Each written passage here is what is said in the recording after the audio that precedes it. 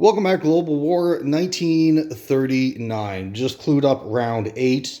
So let's take a look here. Definitely a more exciting turn than the previous. So for the Germans, they did certainly take out Stalingrad. So Battle Group 10, which consists now of this card here. So we got 4 artillery, 3 heavy artillery, 3 SS mechs, 1 SS infantry, medium tank, and 2 Mark IVs. And then they're going to be joined up with this little group here, and they're probably going to start making their way to Russia's second capital. Russia has built up a little bit now. They've had a couple turns. Right now, they're making $10 an hour. As before, they were making 15, but then they lost some more territory. And the Germans, for the most part in Russia, they're pretty much tamed it. Like I said, they're going to go make a run at the second capital. And then continuously every turn, they will still utilize the production facility in Moscow, dropping down 3 units a turn. Not for any fear of anything, but just in case. Just to have a force that can be able to react to situations if required. Pretty much Sweden, they took most of their force with the transports that they had in Sea Zone 19. They did move down to 17 and drop all that material off in Western Germany. So an artillery and a handful of infantry. And then the fleet that was in English Channel in Sea Zone 24, they moved back to Sea Zone 17 to link up with the 2 coastal battleships and the 5 extra transports that they purchased on the previous round. In Germany itself, for their production, they built up quite a bit, dropping a lot more infantry, some more tanks, a couple cavalry units, and some more mechanized. Paris linked up, so they had a card or a battle group in northern Italy,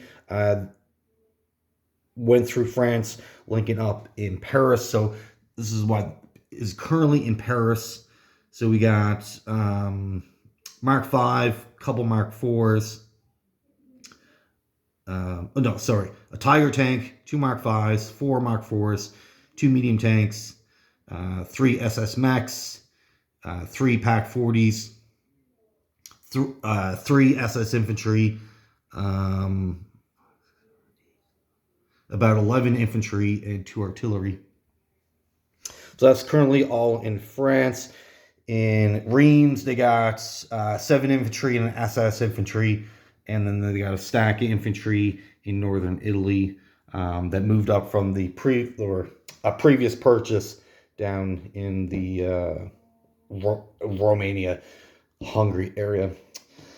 For the Spanish, they did make a move in and take out Gibraltar, so that's now back in the Axis hands, which is good for the Italians because that does give them a bonus. But because they used a lot of their resources away from these 2 territories, there was only 1 infantry left here. And then this one was left blank. The infantry that was here was an Italian paratrooper. So the Portuguese came in, took both of those territories. The British did land in Brodeur, as the Germans did walk on 1 Spanish unit to take that back over. So that was a pretty easy victory. And then the British just spent this last turn, as well as the Americans, to really fortify Normandy again. So dropping quite a few more infantry, some more armored, a little bit of more material to go against the Germans. So at some point, either this battle group or the Germans are going to have to make a move. It's a lot easier for the Germans to attack because they're only one country, but they would rather the Anglos attack because they would have to attack in 2 separate turns as opposed to being one big battle group. So we'll see how all that plays out. The Americans on the Atlantic side just brought over the transports here. There was a group in C-Zone 26, but only movement of 2 that can only go to C-Zone 25 and back 1. Next turn, they'll land in France again. And now they got 3 stacks of transports. So what ends up happening is that the Germans take out France, and then the facilities they have there, the air base and the naval bases, the Germans usually destroy those, making it a lot harder for the Americans to get back material into France. Because otherwise, if they kept those materials, they'll go back all in one turn. But now they can get there in one turn, but the return trip they have to make in 2 separate turns. So you really need 3 stacks of transports to really get an effective chuck going. Just so you're not missing out on delaying getting new material into Europe. They did have in this card here, so which is consistent of this, mostly destroyers, couple cruisers, 4 cruisers, 2 subs, and the rest are destroyers. They did bring up 2 torpedo boat destroyers into this sea zone here. There's no illusion that they'll be able to take on those Germans, but it'll be a delay. Put them down as a blocker. So instead of getting back to the English Channel in 1 turn, it's now going to take them a couple of turns. The British did purchase another battleship and another cruiser to go along with their current navy. Because they keep seeing the past 3 turns, the Germans have invested more and more money into their navy. So the British do need to respond to that at some point. Down here, the Americans did move in to Argentina. Argentina did take their navy and their transport and 2 infantry that starts here. And they sailed out, only leaving with 2 infantry to defend Argentina. Certainly, this will fall to the Americans this turn. But what the Germans did, they were here, and they have a naval base. So they can move 3 spaces. 1, 2, 3. So then the South Africans, all they had was a cavalry unit.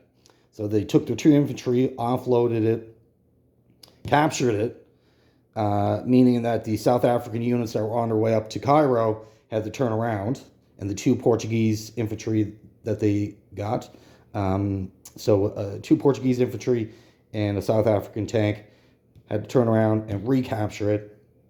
So the problem with this, the production facility that you start with here is now gone. So my understanding is now this South Africa is still in the war. They still producing their $3, but their $1 bonus, I believe, is gone now. Because now all they can build really now is infantry, as far as I am aware. So you'll treat this at the same way we treat these, or Finland would probably be more accurate. So we'll treat South Africa the same way we treat Finland, basically producing 1 infantry, which kind of hurts because basically what they were doing, they would get $4, buy an infantry, save $1. And then on the next turn, then they get a light armor, and then just go back and forth, infantry, light armor. But now they kind of lose that. They can only build infantry here now, which really hurts them. Good for the Germans. They did steal $2 out of it, but more importantly, they can only produce infantry now, which helps out the Italians, because the Italians kind of snuck away here. Recapturing this territory. Next turn, they'll liberate Somaliland. They do have a couple of cavalry units. So between these 5, they should be able to clean up most of this or do a lot of damage. We'll see how all this plays out. They're bringing down their bomber to help out in these battles. We'll see. And the Germans here did take out these 2 territories in Iran. Italy did land an infantry in Syria. So certainly this definitely removes the $5 bonus that the British do get. And then on the next turn, they'll go into Iraq, take out Transjordan and southern Iran, solidifying all this under Axis control. and then the Axis or the Germans can collect that $5 income. So we will see. And then so that really puts Cairo in a lot of trouble. The Italians, for their purchase, they got a medium tank, mechanized, and an artillery. More likely this card 7 here, which is this. We'll probably move one step closer. They did bring in this infantry into Upper Egypt, probably knowing that it'll get killed. Again, it's a blocker, because they wanted to protect these cavalry. They didn't want the British to come down, blitz through with a couple of tanks and take this out. So that infantry is just there as a blocker. They did purchase 2 new vessels, another destroyer and a transport. They'll bring this and help bring these units over this way a lot faster. Instead of doing 1, 2, 3 turns, you can get it done pretty quickly. And then over here, they just left 2 units behind. Probably didn't need to, but just in case. And this lone Spanish infantry that they do spawn here, he's just going to slowly go march over, take his time, and then if or when Cairo falls, he'll just hang out there and collect a bonus as well. Or they could, Germans could utilize air transport to make that happen as well. So lots of options to get that bonus. Spain is not looking too well. They're going to rely on their German counterpart to really help them out, as most of Spain is now under British control. So we'll see how that plays out. The Japanese did attack Russia. They took out a good number of territories, $5 worth, pretty much destroying all the infantry that the Russians did have in this area. They left down the 2. They did move out. They brought their train over in an attempt to save those 2 infantry, bring them back to their capital, as this is everything that Russia now has on the map. So 2 extra infantry is a big deal for Russia compared to other countries where you're like, what's 2 infantry? So, and now for China, the Japanese came down here. There was 2 Chinese infantry, certainly got destroyed by this battle group. No issues, just completely wiped that out. They had 2 infantry here. The Japanese can only get 2 infantry in, and they brought in a tactical bomber to help them out in that battle. But all 4 infantry got killed. So the territory is left vacant, but it's still under Chinese control. And then China just hunkering down, waiting for the Japanese to attack. However, down here in Burma, this is pretty wild. The Japanese attacked the FEC, and after 2 rounds of combat, they lost all their infantry and were started getting into their artillery. The British still had all their infantry. No, but a good chunk of their infantry was still alive. FEC had like 25 infantry here. The Japanese were able to kill about 20 or so before they retreated. So they retreated with all their armor and their veteran fighters, and FEC counterattacked in kind. As we've seen that they had the advantage now, and completely wiping out all of the veteran fighters. So they're all gone. And the Japanese did suffer another veteran infantry loss. So they are down 3, 6. They're down to 9 veteran infantry, and pretty much they're all here except for that one guy with the airborne. But the veteran fighter loss is huge. The Japanese ally is now under major threat. They definitely are looking to be saved by their Japanese counterpart. Japan did purchase a couple of infantry here, and they're going to try to rush down as many units as they can to try in an attempt to save their ally.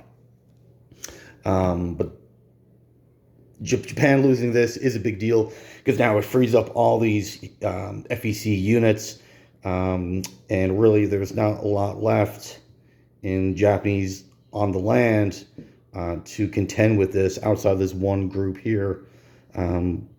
but all their infantry are veterans. They don't really have much to take their hits on. This is the downside of pouring most of your money into your navy. Yes, you do need a very strong navy if you're playing Japan, and naval warfare is extremely expensive. However, the downside of it, if you don't have a handle on FEC, China, those two countries will force you into buying army-based units. In the past 3-4 turns, yes, Japan has been buying infantry and different material to go in those production facilities, but obviously not enough. So we'll see how the next turn plays out. If Japan loses this battle here or this battle group, there's pretty much nothing. This is all wide open for the Allies to come in and take over. So the Japanese do need to kind of pivot on their plan of producing navy. However, that being said, they did buy another regular battleship this turn instead of a Yamato, as they now have 4 on the map, a cruiser and a destroyer, and they bought 2 planes to go on that loaded carrier that they bought the turn before. So the transports will come down and land a bunch of guys here. These cavalry unit and mechanized artillery will make a beeline down to here, bring that tactical bomber down. So we'll see how all that plays out. And even this transport will probably take up a couple guys here. They don't need all this infantry. Basically, the Japanese plan is to march, go to this territory, and probably just hang out. This would be an $8 in the Japanese favor. They don't really need to go after these guys. The Germans are probably going to handle them or take care of most of that for them. Japan's focus, get rid of China, because if they hold all the Chinese territories, they'll get a $7 bonus, which is a big deal. Plus the $12 that you collect from the territories. Anzac down here just purchased another fighter, so now they're up to 3, maybe 2 more, and then they'll try to lift that embargo. But I would assume within 3 turns, these 2 navies will definitely be going to war, as they're both building up quite a bit here.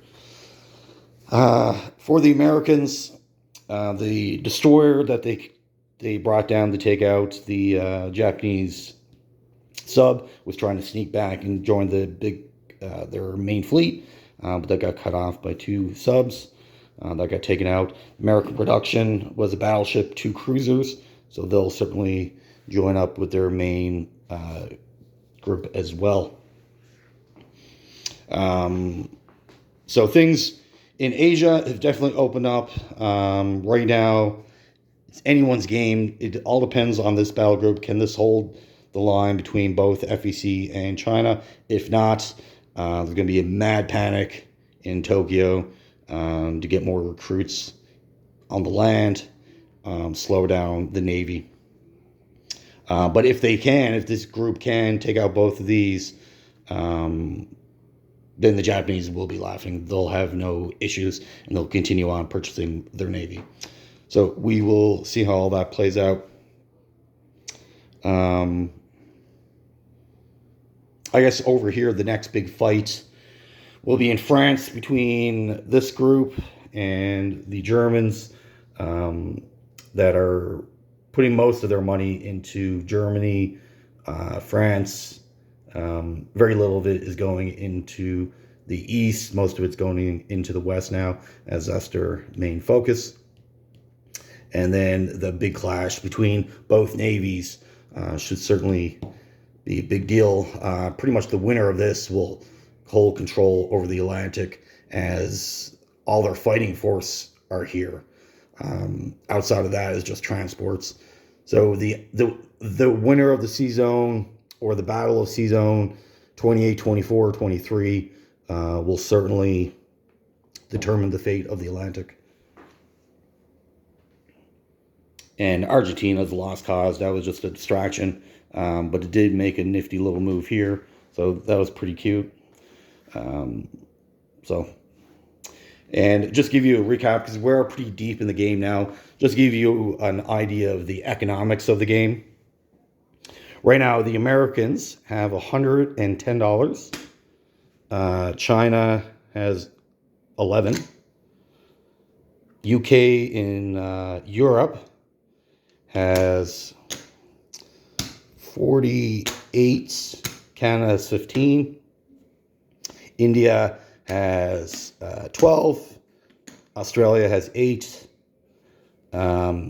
Italy has 30, 44. Germany has 116. Japan has 107. And Russia has 10. So add it all up. Now this is of course the production that they get from their territories, bonuses. This is any money that they had left over as well. I didn't really keep that separate. But just the money on the table right now that each country has access to for the upcoming round, the axes are ahead by $51. So they have $51 more income that they can produce more units this coming up turn, which is a big deal, right? Like in any of these games, you would expect or want the allies to have more of the income. You would expect the Axis to have the bigger army. The income, the production would be in favor of the allies. Right now, I didn't count everything, but I would imagine units on the map is probably favoring the Axis. And certainly the production is favoring the Axis as well. But as much as that as is it important, being in the right position is also critical. Allowing your enemy to catch you off guard or out of position would definitely hurt. But we will see how the next round plays out. We're certainly at a critical point, especially in certain parts of the map are more critical than others. Capital city wise, the count is 3, 4, 5, 6, 7. 7 for the Germans, Italy, and the Japanese. This is under threat now. So that's 1, 2, 3, 4, 5. So they got about 12 cities. If they get 2 more, then it'll certainly be the game. So the time is now. There is definitely a crunch time to motivate your armies to get in position, take your objectives, and win it for your side. All right, well, thank you for watching, and you have yourself a great day.